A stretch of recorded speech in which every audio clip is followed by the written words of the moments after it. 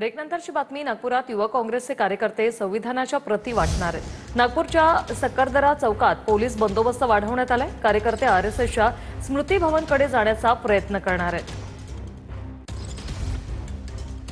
हे पाहावं लागणार आहे।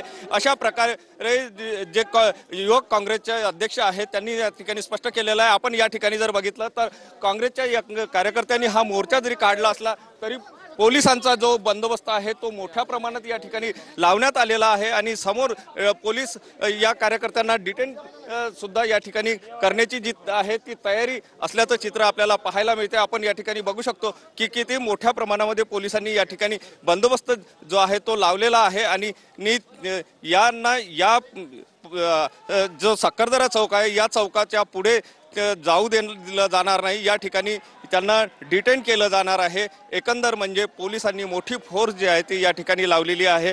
संघाने संविधान स्वीकारावं अशा प्रकारची मागणी जी आहे ती या ठिकाणी केली जात आहे आणि 100 वर्ष जो आहे ते संघाला झालं, त्यांनी आता तरी संविधान स्वीकारावं अशी मागणी जी आहे ती या सगळ्या कार्यकर्त्यांकडून होताना आपल्याला पाहायला मिळते आहे। मात्र यांना आता रेशीमबागकडे म्हणजे स्मृती भवनकडे जाऊ देतलं जातं का की याच ठिकाणी डिटेन केलं जातं आहे हे सुद्धा पाहावं लागणार आहे। Cameraman Sai Sunil Dhage, TV9 Marathi, Nagpur.